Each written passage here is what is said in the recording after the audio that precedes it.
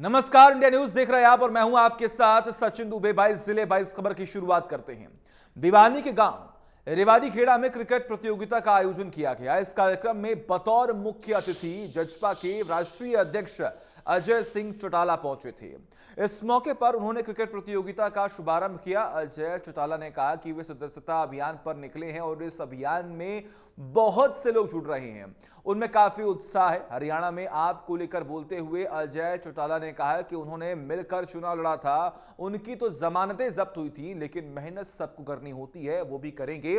जनता ने देखना है कि किसको सेवा का मौका देते हैं। शुरुआत की गई है। हम गांव-गांव जाकर के स्वयं मेरी प्रभारी के तौर पे इस जिले की जिम्मेवारी है। गांव-गांव में जाकर के मेंबरशिप अभियान चलाएंगे। शहर के वार्ड स्तर पे जाकर के पार्टी के ज़्यादा से ज़्यादा निष्ठावान सिपाहियों को जोड़ने का काम करेंगे। कानूनी रूप से मुझे मौका मिलेगा तो चुनाव ही लड़ूंगा, मैं बिल थोड़े खोदूंगा। और वही फतेहाबाद के डीसी से वार्ता के बाद किसानों ने लघु सचिवालय के बाहर से धरना स्थगित किया। उपायुक्त ने सभी जायज मांगों के समाधान के लिए संबंधित विभाग के अधिकारियों को निर्देश दिए। किसानों ने का कहना है कि डीसी के आश्वासन के बाद धरना खत्म कर रही है। 2 दिन से लघु सचिवालय के एंट्री गेट पर लगातार धरने पर बैठे थे।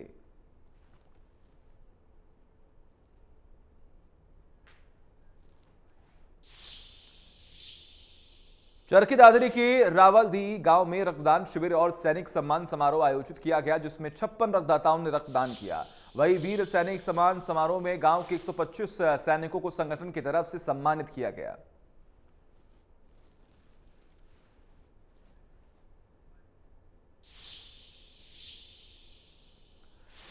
गोला के गग्गर पार इलाके में 15 सालों से अवैध माइनिंग हो रही है, जिसकी वजह से क्षेत्रवासी परेशान हैं। मिट्टी से ओवरलोड वाहनों की वजह से हादसों को न्योता मिल रहा है, जहां सरूला निवासी एक युवक अपनी जान गंवा चुका है। वहीं बेखौफ चलने वाले ओवरलोड डंपरों से सड़कें भी टूट चुकी हैं और उड़ती धूल राहगीरों के घर में जाती हैं, जो परेशानी का सबब है। स्थानीय लोग लोकल प्रशासन से लेकर उच्च अधिकारियों को कई बार शिकायत कर चुके हैं, लेकिन समस्या का कोई समाधान नहीं है।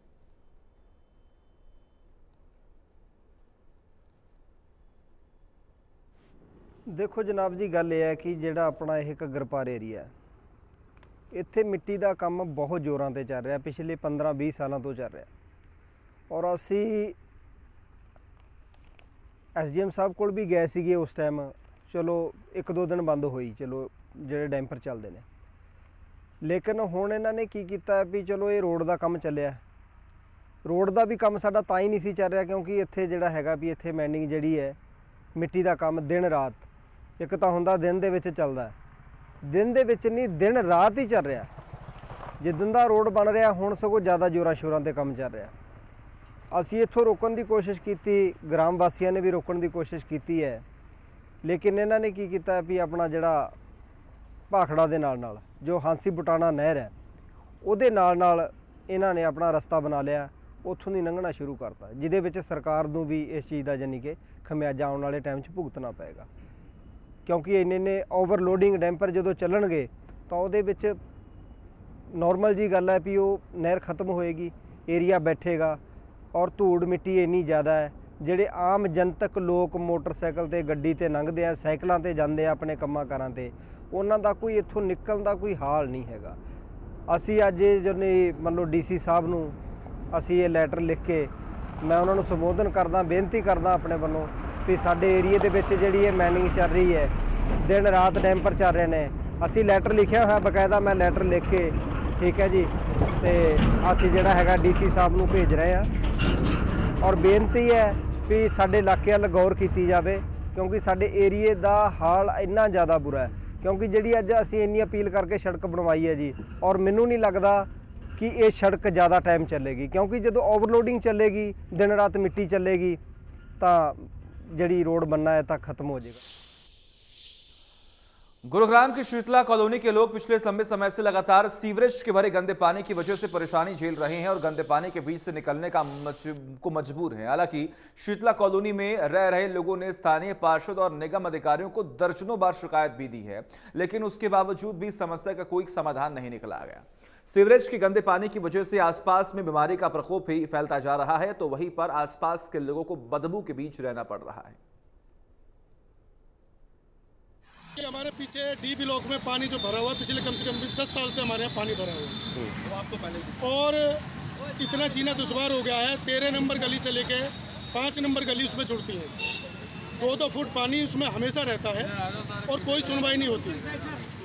निगम में चले जाए, कहीं भी चले जाए, सिर्फ अफसर यही बोलते हैं कि 900 मीटर है, जबकि हम सीवर का बिल भी देते हैं, पानी का बिल भी देते हैं, हाउस टैक्स भी भर रहे हैं, सब कुछ भर रहे हैं। 9-10 साल से सर ये पानी भरा हुआ है और अधिकारियों के पास जाते हैं तो अधिकारी सुनने को राजी नहीं है। यहाँ पे बच्चे बूढ़े जवान स्कूल में जाने के लिए भी सुविधा इतनी हो रही है कि जी पानी भरा हुआ, बच्चे गिर के वहाँ पे कहीं होगी हाथ पैर टूट गए सर जी, लेडीजों के बीमार हो गए सर जी। वहाँ पे बहुत समस्याएं हैं सर जी, अधिकारी हमारी सुनने के तैयार नहीं। हमने नगर निगम में कई बार कंप्लेंट कर दी सर जी, यहाँ पे कोई भी सुनने को। 1990 के दशक में कश्मीरी पंडितों के विस्थापित होने और उन पर किए गए जुल्मों पर बने फिल्म द कश्मीर फाइल्स में दिखाई गई कहानी उनके साथ घटी घटनाओं पर आधारित है। फरीदाबाद के एक मॉल में पहुंचे कश्मीरी समाज ने एक साथ इस मूवी को देखा और उसके बाद उन्होंने एक कैंडल मार्च भी निकाला। इस दौरान इंडिया न्यूज हरियाणा से कश्मीरी हिंदुओं ने क्या कुछ कहा, जरा सुनिए। 90 का वो दशक था जब कश्मीर से पंडितों को विस्थापित होने का दंश झेलना पड़ा था, लेकिन इससे अलग एक बड़ी घटना ये थी कि वहाँ कई अपनों को खोना पड़ा था। किसी ने अपनी माँ को खोया था, किसी ने भाई को और किसी ने अपने बेटे को। उसी को लेकर एक फिल्म आई है द कश्मीर फाइल्स। और ये जो तमाम आप लोग देख रहे हैं, ये वो कश्मीरी हिंदू हैं जो यहाँ कैंडल मार्च यहाँ निकाल रहे हैं। और उससे पहले इन्होंने सभी मूवी देखकर अंदर आए हैं और इनसे बात करेंगे कि किस तरह की ये जो मूवी रही है। हमारे साथ में कश्मीरी वेलफेयर एसोसिएशन के चेयरमैन हैं अजय काक जी, मूवी देखकर आए हैं, आगे कैंडल मार्च निकाल रहे हैं। किस तरह से देखते हैं ये पूरी मूवी को और ये कैंडल मार्च? कैंडल मार्च तो आज हमने अपने मार्टिर्स की श्रद्धांजलि के लिए निकाला है। आज जो ये मूवी चल रही थी ये तो हमने लाइव देखी है, बचपन से लाइव देखते आ रहे हैं। बट आज एक ये अपने विवेक अग्निहोत्री जी का बहुत मतलब शुक्रिया कर रहे हैं कि उन्होंने आज दुनिया के सामने दिखाया कि कैसे नरसंहार कश्मीरी पंडितों का, कश्मीरी हिंदुओं का देश भर में चर्चा इस मूवी की काफी बहुत ज्यादा है, लेकिन कई मूवी के अंदर ऐसे पल आए हैं जो भावुक लोग होते हुए दिखाई दिए अंदर। बिल्कुल अंदर रोना भावुक। अभी तो आपने 30 से 40% देखा, इससे ज़्यादा नरसंहार जिसका वर्णन नहीं किया जा सकता। अगर वो देखने लग जाए तो शायद सारे जो देखने आए वो रोते रोते निकल जाए।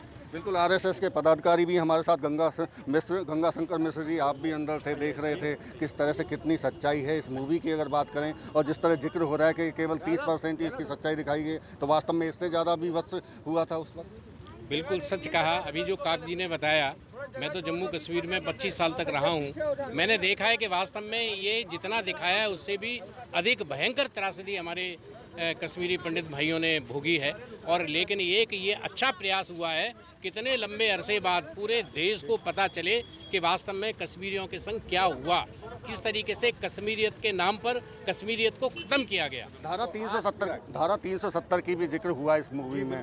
धारा 370 हट गई है, लेकिन कुछ उम्मीदें जगी होंगी अब के दोबारा एक बार वहाँ आप दोबारा वापस रहने जाएंगे। बिल्कुल, 32 साल हो गए हमें आज, और आज इस फिल्म के द्वारा हमने वाकई में वो मंजर बिल्कुल सामने आया जो 32 साल पहले हमारे साथ हुआ है।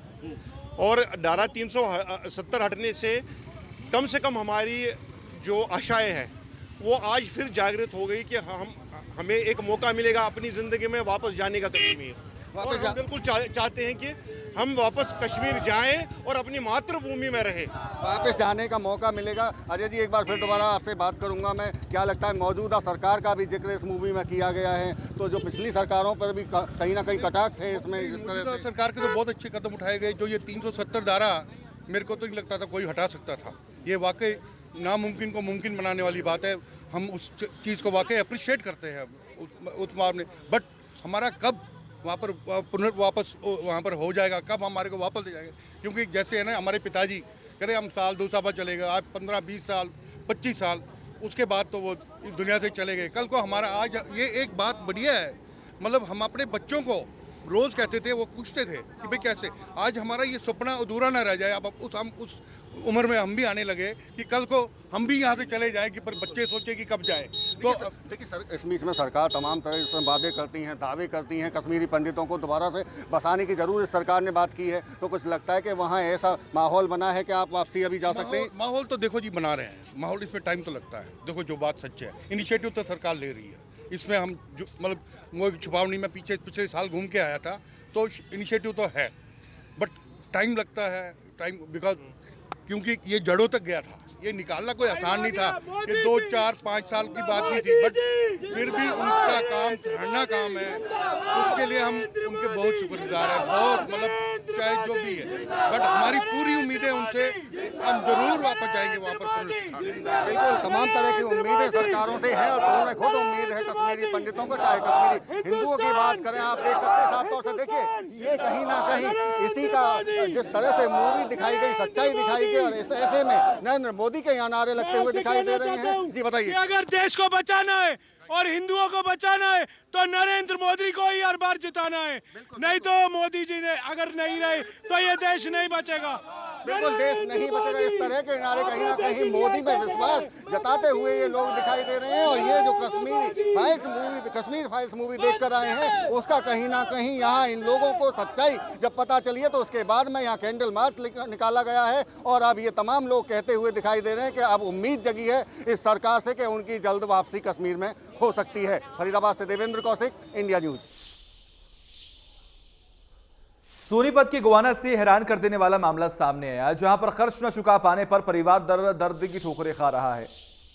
पीड़ित परिवार का आरोप है कि 50,000 के बदले 10 लाख रुपए दे चुके हैं, लेकिन अभी भी उन्हें पैसे उनसे मांगे जा रहे हैं और जान से मारने की धमकी मिल रही है, जिसकी वजह से उन्होंने अपना घर और शहर भी छोड़ दिया। वहीं पीड़ित परिवार ने पूरे मामले की शिकायत सोनीपत एसपी को दी, जिसके बाद पुलिस मामले में जांच कर रही है। 10 साल पहले अपने कृष्ण पहलवान पे 50,000 रुपये लिए थे जी। 50,000 के जी हमने 10 लाख रुपया दे दिया, फिर भी हम हमारे पीछे लगे हुए हैं। हमने जी गांव छोड़ दिया, ये छोड़ा जी मेरे आदमी के साथ। हमने 10 लाख रुपए देने के बाद भी 10 लाख रुपए देने के बाद भी उन्हें प्लाट लिया, मारपीट करी उन्हें हमारा प्लाट भी लिखवा दिया। मैंने सरकारी मिला हुआ था, उसके बाद लिखवा के हम बोले अपना चेक दे दो, हमारा चेक। उन्हें चेक भी नहीं दिया, ये बोले गुम हो गया, बाद में दे देंगे। बाद में अब चेक लगा दिया जी उसने, और ये बोल रहा है वो तो डकैती मारा है, पेट्रोल पंप लूट लिया। ये अफवाह फिला कर पुलिस वाले ने हमारे घर भेज रहा है जी। मेरे 4 लड़कियां हैं, जो पेट्रोल पंप लूटेगा तो हम अपने बेटों को कैसे पालेंगे। 4 लड़कियां हैं, एक छोटा सा बेटा है जी। गोली मारने की धमकी दे, गोली तो उड़ा देंगे। अंबाला में बनी नई महिला पुलिस स्टेशन बिल्डिंग का उद्घाटन एडीजीपी श्रीकांत जादव द्वारा किया गया। पुलिस अधिकारियों का कहना है कि महिला सुरक्षा और महिलाओं के खिलाफ अपराधों पर अंकुश लगाना हमारी प्राथमिकताएं रहेंगी।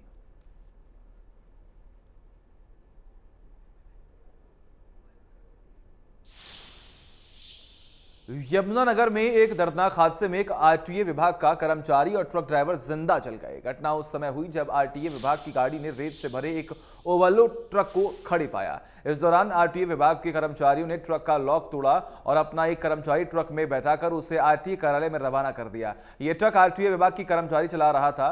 ट्रक कनालशी घाट से लगभग 4 किलोमीटर दूर अमादपुल रोड पर पहुंचा था कि वो एक पेड़ से टकरा गया और उसमें आग लग गई। आग लगने के बाद आरटीए कर्मचारी विशाल और ट्रक चालक आलिम को ट्रक में से निकलने का मौका नहीं मिला और दोनों ट्रक में जिंदा जल गए। भारी संख्या में लोग मौके पर पहुंचे, किसी तरह आग पर काबू पाया गया, लेकिन तब तक दोनों की मौत हो चुकी थी।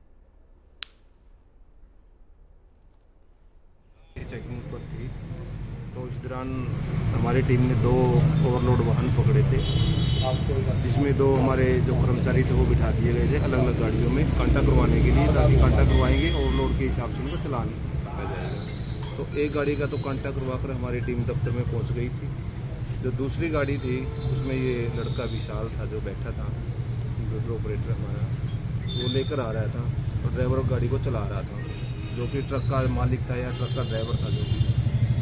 तो उसने जानबूझकर या बाई एक्सीडेंटली वो हादसा हुआ तो गाड़ी में आग लग गई। आग लगने के बाद तो धुआं चढ़ने से, ये तो आग लगने से ड्राइवर की मौत हो गई, और जो तेज़ धुआं था और आग की जो लपटें थी उसमें जो हमारा।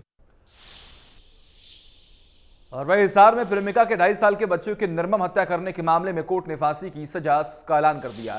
करीब 4 साल पुराने मामले में अतिरिक्त जिला एवं सत्र न्यायाधीश की अदालत ने दोषी हेमराज को फांसी की सजा सुनाई है। न्यायाधीश ने मामले को रेयरेस्ट ऑफ रेयर केस मानते हुए कहा कि मासूम ने जिंदगी देखी नहीं थी, उसका क्या कसूर था। अदालत ने हेमराज को 7 मार्च को दोषी करार दिया था।